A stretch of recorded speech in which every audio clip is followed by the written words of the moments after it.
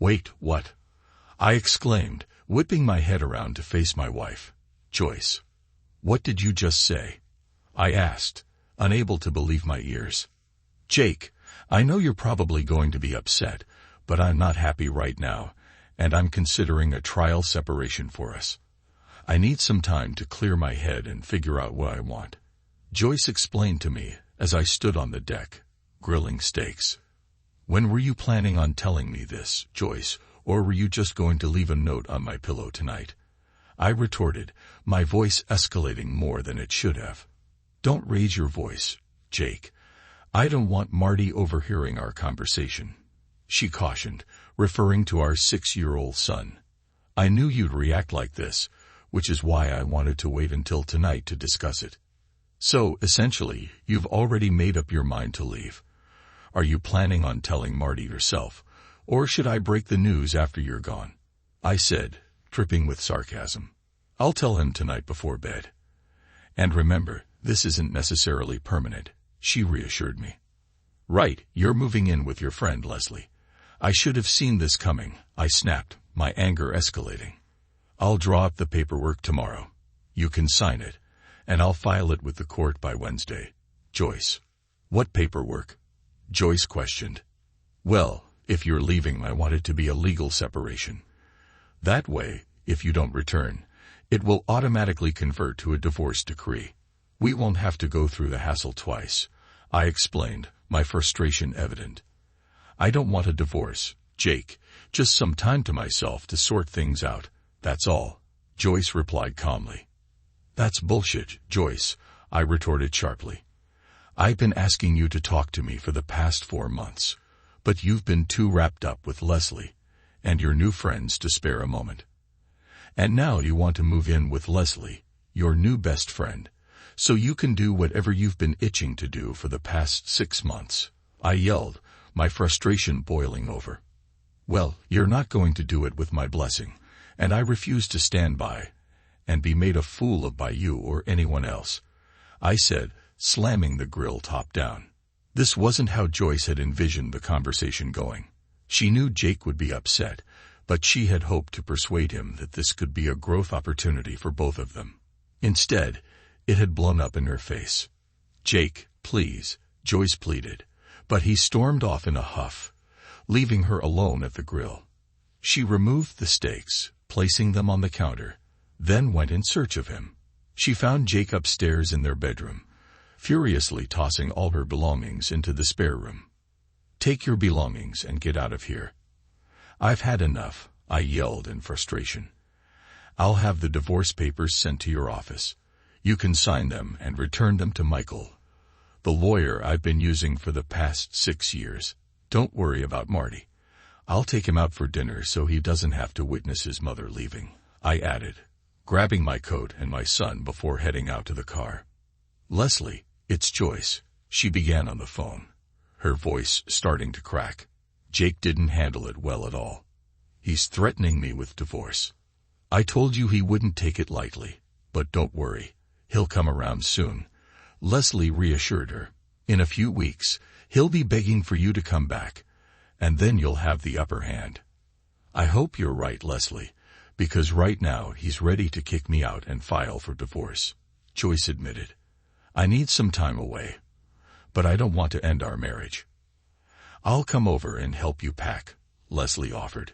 The sooner you're on your own, away from him, the sooner you can figure out what you truly want. With Leslie's assistance, Joyce swiftly packed up most of her belongings and left the house before Jake and Marty returned.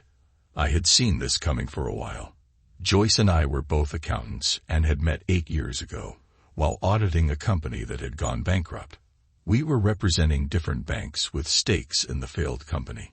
Over the course of the audit, we grew close, enjoying lunches and dinners together every night. By the end of the week, we realized we had developed strong feelings for each other. Joyce was 6.5 feet tall, with brown hair and weighed about 175 pounds. She had a pretty face, but was a little overweight. Jake was 6 and 8 feet tall, weighed about 195 pounds, and at 22 he already had a pretty big belly from overeating every day. These two weirdos were made for each other. 4 months after tying the knot, Joyce found herself expecting, and 8 months later, she was deep into a challenging pregnancy. Bedridden for the last 5 months, she gained a significant amount of weight, tipping the scales at almost 250 pounds by the time Marty arrived. Throughout it all, I never uttered a word of complaint. My love for her transcended any physical changes. We were a contented family, until one day when Joyce overheard a conversation between two of her coworkers. "She's so attractive," one remarked. "It's a shame she's as large as a house. I wonder if she gets her clothes custom-made at Omar, the tent maker's dress shop," she joked.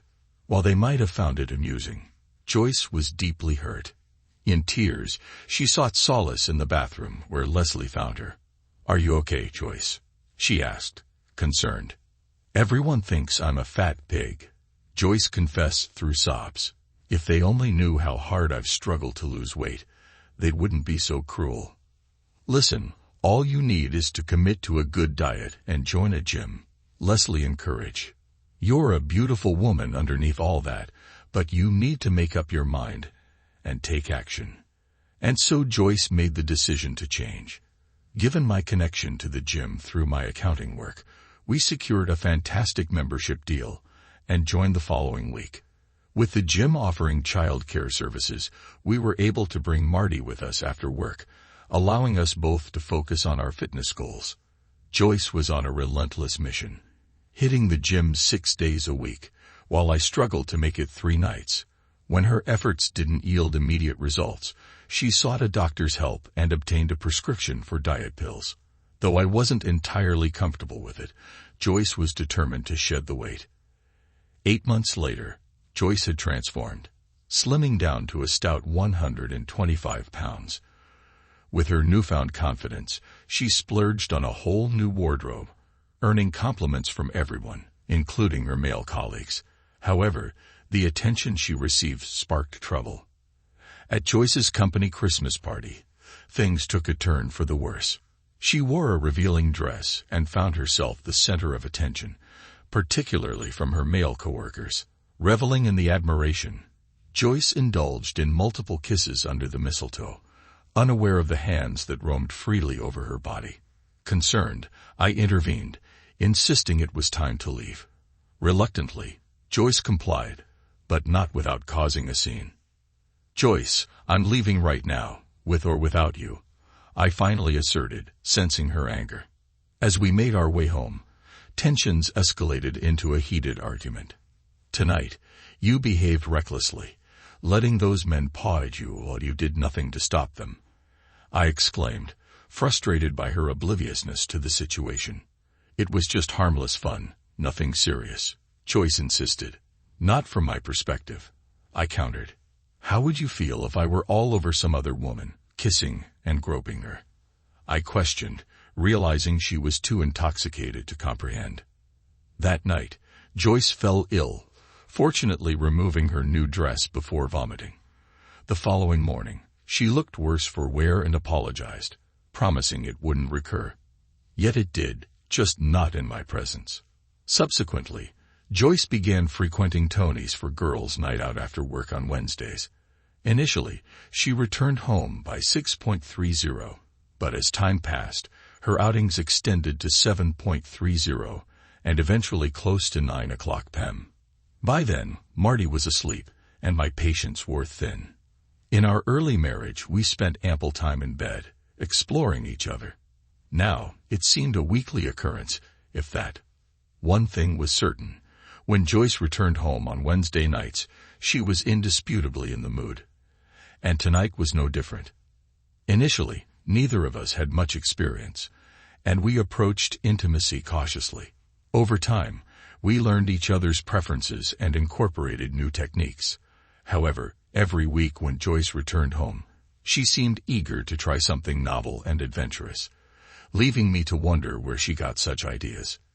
We had a great time in bed that day. "Dan, I really needed that," she told me. "But I think I'm going to be sore for a week," she added with a laugh, rolling over onto her back.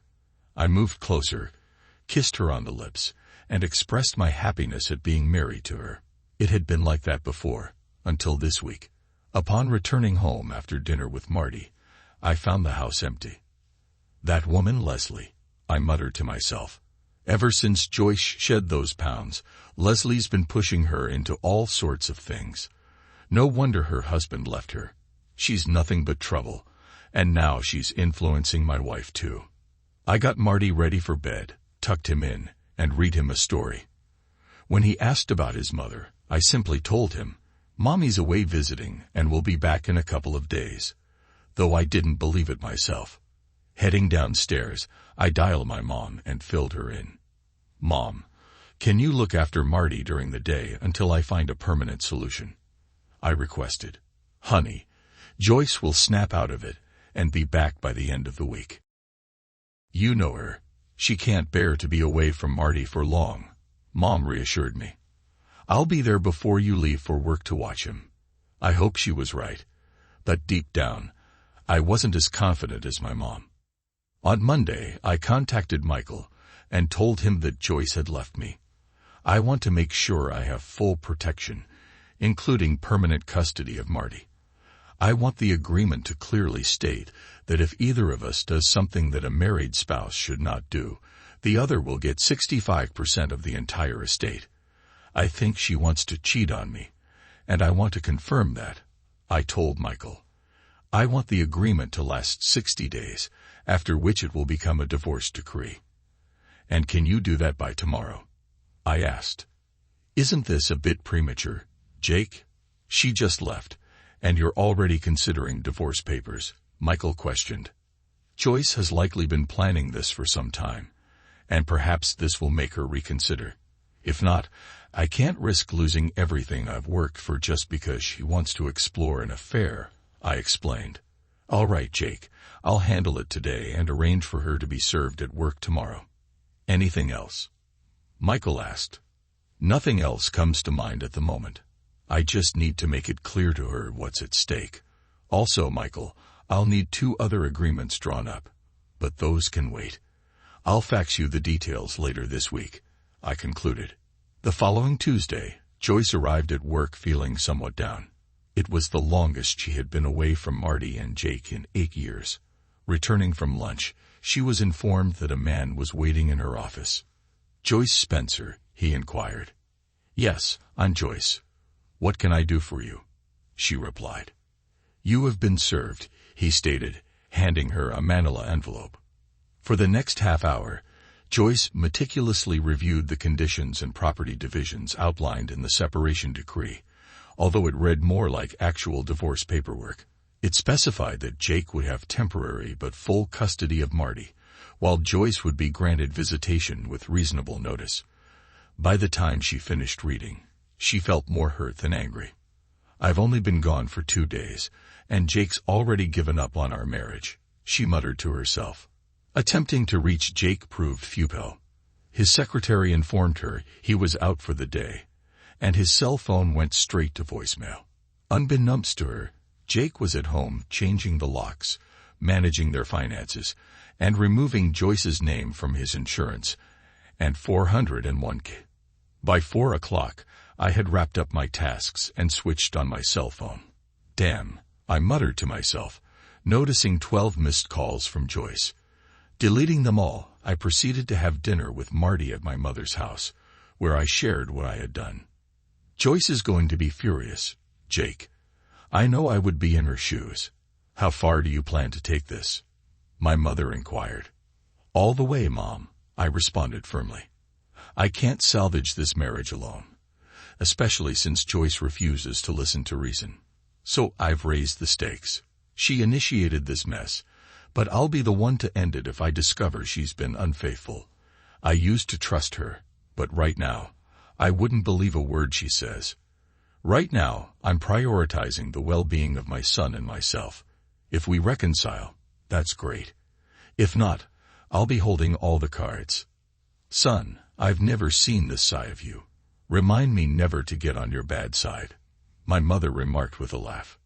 Meanwhile, Joyce arrived at her house and attempted to use her key. "What the hell?" she muttered upon discovering the new lock. Damn him. Dialing Jake's number once more, she encountered the same voicemail prompt and left another message. Reviewing my checklist, I reassured myself that everything was now in place. All I can do is wait, I thought. Wednesday morning found Joyce at Jake's office. My credit cards won't work, and they told me I no longer have insurance when I tried to pick up my prescription on the way to work. Do you hate me that much, Jake? She questioned. Just covering my bases, Joyce. Remember, you walked out on me. I'll cover all household expenses and Marty's needs, but you'll have to manage your own finances from now on. That way, we won't have any financial disputes, Jake explained calmly. Jake, you're letting this spiral out of control, Joyce shouted, frustration evident in her tone. I just needed some time to myself, that's all. Leaning over my desk, I adopted a serious and deadpan expression. Joyce, do you see the word stupid tattooed across my forehead? I may not be the most astute guy, but I wasn't born yesterday. Leslie has turned your head so much that you can't seem to find your way. You think you can act like you're single again without consequences. Think again. The moment I discover you've broken your marital vows, it's over. Hell, you probably already have, so I don't even know why we're having this conversation, I stated firmly before sinking back into my chair. Joyce was taken aback and quickly grew defensive. You can't treat me like a child. I'm an equal partner in this marriage, so screw you, she spat back. Well, that hasn't been the case much in the last 6 months either, but I guess you're getting all the attention you can handle now on the side. I retorted just loud enough for Joyce to hear. With that, she stormed out. I knew she hadn't gone all the way yet, but she had come close. You see, I had started having her followed on Wednesdays about a month ago. There had been a lot of flirting and physical contact, but it hadn't gone any further. I wanted to make sure Joyce understood the consequences of cheating on me, especially with the temptation of living with Leslie. However, my life was beginning to unravel. The initial 2 weeks proved challenging. Joyce made a point to visit Marty, yet our interactions were limited to mere exchanges. Despite continuing to have her followed, there were no significant developments. She maintained her outings with Leslie and her friends, extending them from just Wednesdays to at least 4 nights a week. Looks like someone is trying to make up for lost time, I muttered to myself while reviewing the report. Nonetheless, I managed to find a nanny for Marty, a recent college graduate named Alice, who had struggled to secure full-time employment. Alice, 23 years old, blonde and standing at about 5'9", eagerly accepted the nanny position after seeing my aunt. Growing up in a large family, she was well versed in caring for and handling young boys, having 2 younger brothers of her own. We quickly reached an agreement on pay and hours, and she moved in the following day. On Mondays, Wednesdays, and Saturdays, Alice worked as a waitress at a mid-priced family restaurant, joining us for dinner on the other evenings. Over time, Marty grew comfortable with Alice, particularly enjoying her bedtime reading sessions. Alice, I can't thank you enough for going above and beyond for Marty. With his mother temporarily out of the picture, stability is crucial for him, I expressed, offering the best smile I could muster. I know about your situation with your wife. Your mother filled me in on all the details in case Joyce came by and tried to take him, Alice disclosed. I can't believe she would just walk out on you like that. I've only known you for a short time, but you're one of the most caring men I've ever met, and it's clear you love Marty dearly. I suppose Joyce lost sight of what truly matters and let others convince her that the grass is greener on the other side of the fence, I remarked. Well, it'll all be settled one way or another in 40 days, and frankly, it can't come soon enough for me. Little did I know, my life was about to take a dramatic turn, and chaos would ensue in less than a week. You see, I'm a silent partner at the accounting firm where I work.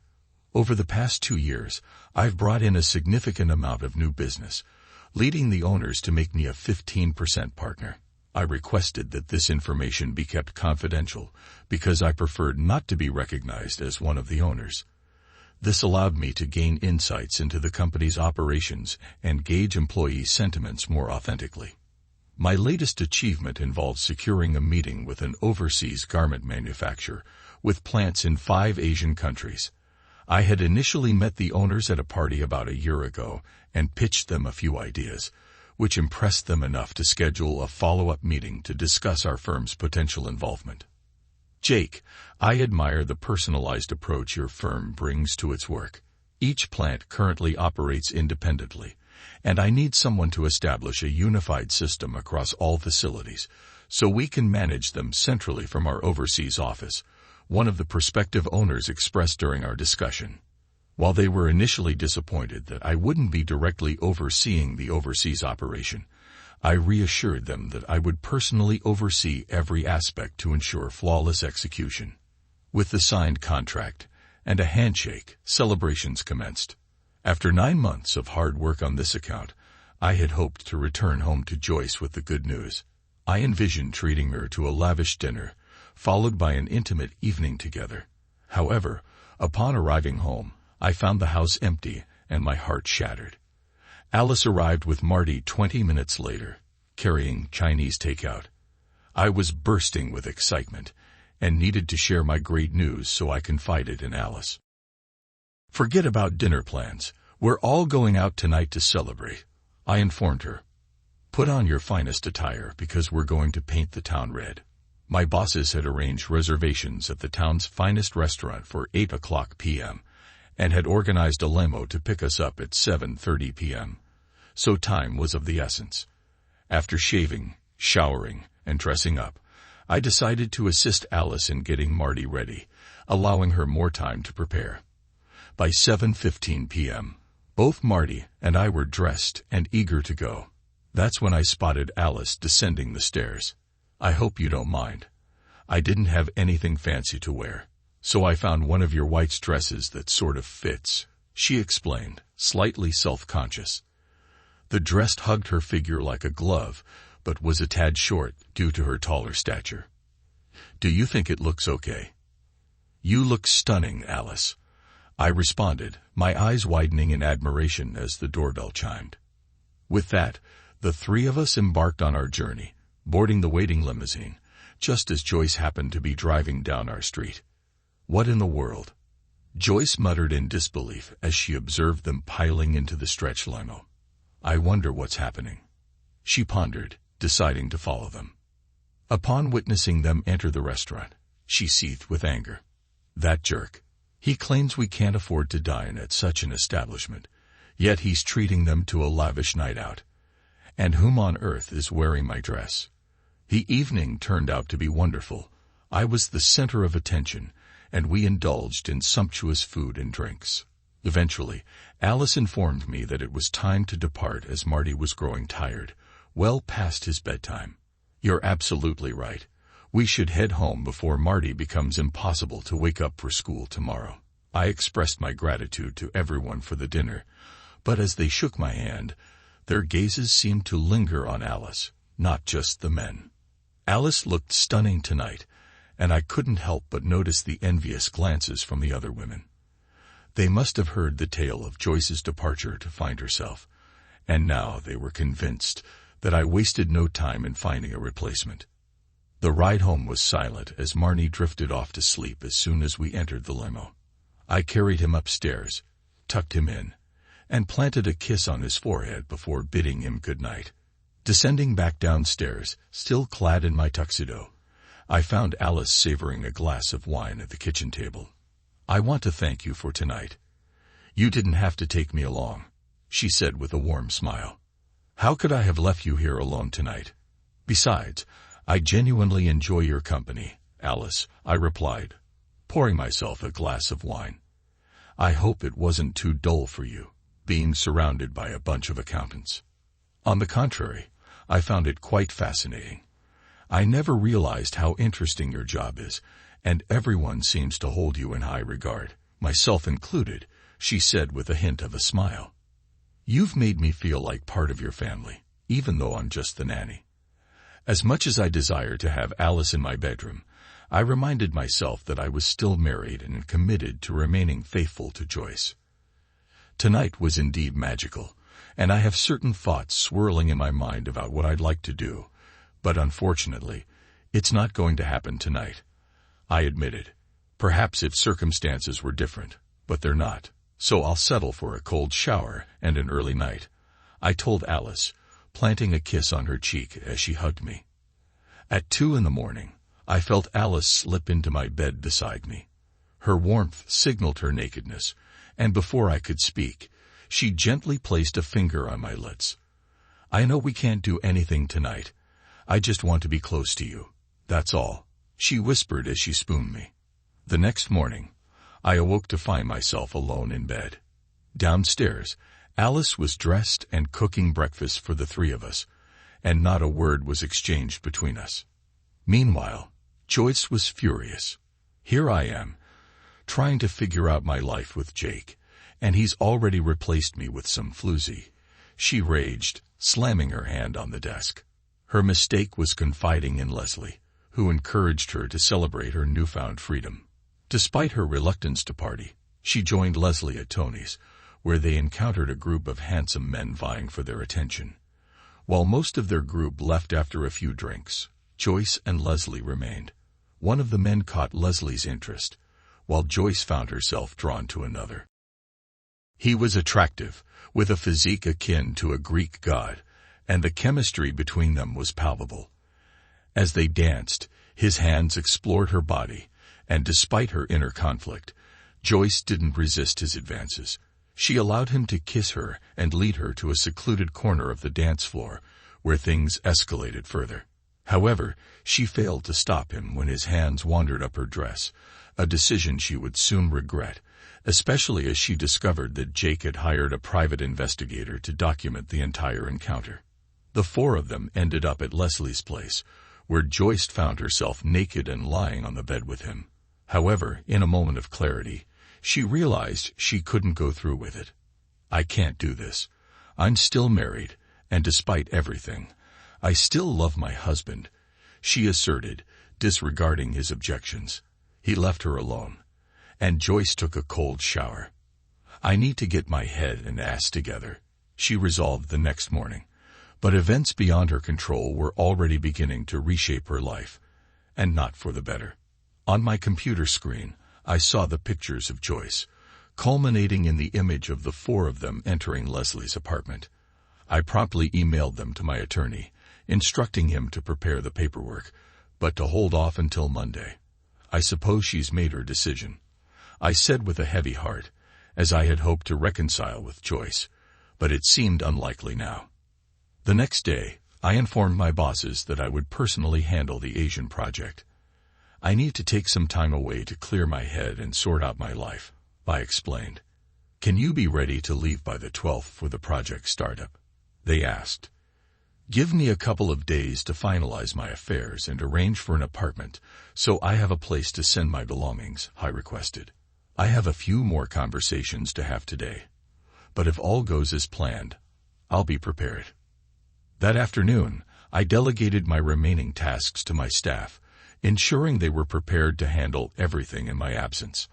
I drafted paperwork to grant my mother power of attorney and instructed Michael to serve papers on Joyce the following Monday. Same amount of notice that she gave me, I muttered sadly. Returning home that evening, I felt a wave of melancholy wash over me as I walked into a house that would no longer be mine upon my return from overseas. Joyce and I had chosen it together, and it held countless cherished memories, all of which would soon be just that, memories. Dinner was unusually quiet, and Alice sensed my somber mood. Is everything okay, Jake? She asked tentatively. It's not you, Alice. I just have a lot on my mind. We'll talk after Marty goes to bed, I assured her.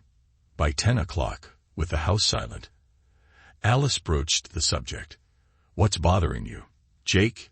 If it's about the other night, I'm really sorry, and I promise it won't happen again, she offered earnestly.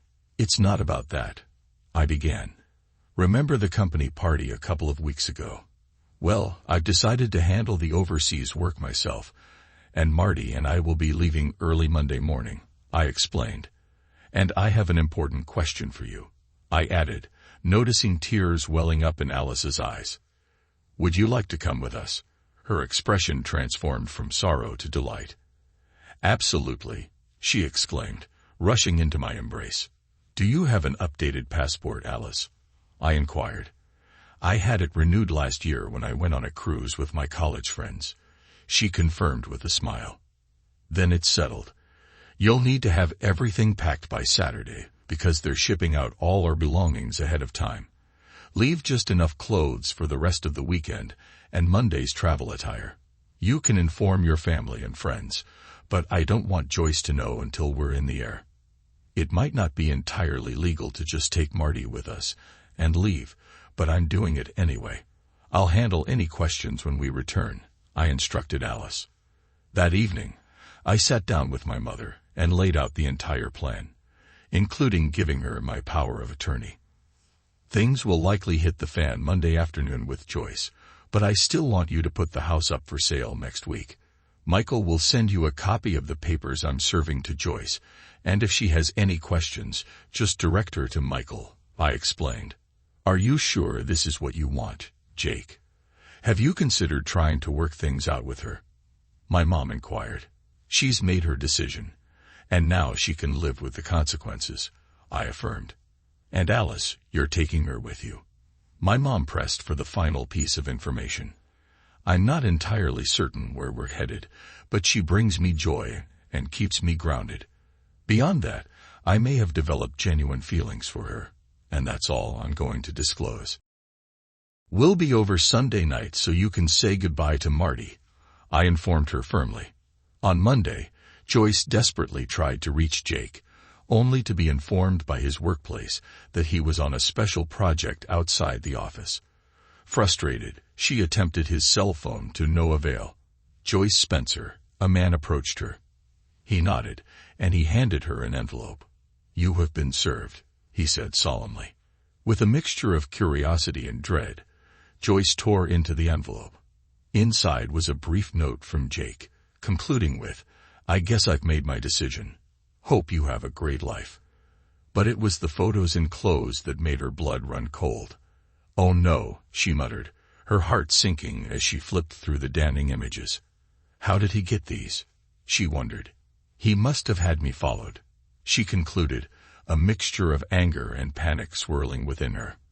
As she processed the shocking contents, she received another blow. News from Jake's mother that he and Marty had left on a 4 to 5 month overseas project. Gone. What do you mean gone? Joyce's voice trembled with disbelief. Jake is on a long-term project abroad, and he took Marty with him, Jake's mother explained calmly. I won't stand for this. He can't just take Marty away from me, especially out of the country, Joyce protested vehemently. I'll fight him in court.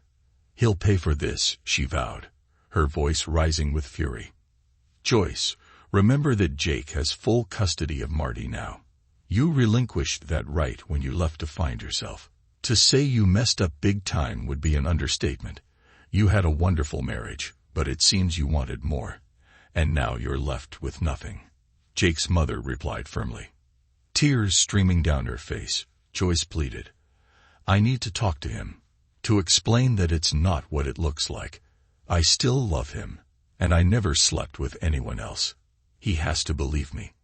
Joyce, I saw the pictures, and if my husband were alive and doing what you've done, I'd divorce him too, Jake's mother replied firmly. If I were you, I'd write him a letter explaining everything you need to. I'll make sure he gets it. In the meantime, you should get a lawyer. Taking her advice, Joyce laid out her case. She highlighted the role alcohol played and emphasized that she stopped it before anything went too far. She expressed her continued love for Jake and her willingness to wait for him to come back to her. Jake's response was blunt and direct. Joyce, you haven't been a wife to me since you lost all that weight last year, he wrote. It felt like you were suddenly too good for me, basking in the attention of other men. When you finally came home on Wednesday nights, you were only interested in having a good time in bed, not in making love to your husband. It seems I no longer excite you, so now you and Leslie can do whatever you want, and be with whomever you want. I warned you that Leslie would eventually tear us apart, but you didn't listen. Jake's letter stated bluntly, Marty, Alice, and I are starting anew, based on love and trust. You can visit Marty anytime you want. Just get a camera modem for your computer, and I'll set it up. Sign the papers because Mom is putting the house up for sale this week. There's no chance we'll ever reconcile, so don't hold on to false hope that I'll change my mind. I hope you found what you were looking for, Joyce, and are happy. I never wanted it to end like this. Reading Jake's words, Joyce realized he was right. She had been foolish to heed the advice of her so-called good friends who were all divorced themselves. Perhaps they didn't have the best judgment after all. She resolved to fight it until she received Jake's letter, after which she finally signed the papers. Ironically, 6 months later, Joyce found herself back at her starting weight of 175 pounds, but without Jake. Despite the challenges, Jake found contentment in his new life abroad. Overcoming the language barrier at work proved to be challenging, but manageable. Marty was adapting well, gradually picking up words and enjoying his interactions with other children. Alice, meanwhile, took charge of caring for Marty and organizing their free time, creating lists of places to visit and activities to enjoy. I still recall that night vividly, months ago. It was shortly after we arrived in the country, and we were all feeling a bit stressed. Marty resisted bedtime, my work program hit some bumps, and Alice seemed overwhelmed. She came into the den and planted a kiss on the back of my neck, instantly bringing the smile to my face. Taking my hand, she led me into her bedroom, where a single candle flickered on each side of our bed. We undressed each other and slipped under the covers. Let's just say that night, it felt like heaven and earth merged into one. 5 months later, my mom greeted us at the airport with a beaming smile, particularly delighted to see Marty. During the ride home, she couldn't help but notice Alice's serene expression. "How far along are you?" she asked Alice, who seemed a bit surprised by the question. 3 months. "How did you know?" Alice responded, "You both looked too happy, like the cat that got the cream," my mom remarked. 2 weeks later, we tied the knot, and 6 months after that, Mia came into the world. When Alice mentioned wanting to join a gym to shed her baby weight, my reaction was priceless. 2 days later, I surprised her with the news that I'd arranged for a personal trainer, and she'd have all the necessary equipment. No need to go through all that hassle again, I thought to myself, relieved. Thanks to everyone who took the time to listen to today's stories. If you enjoyed it, please consider liking and subscribing if you haven't already. Feel free to share your thoughts on the events in the comments below. Take care.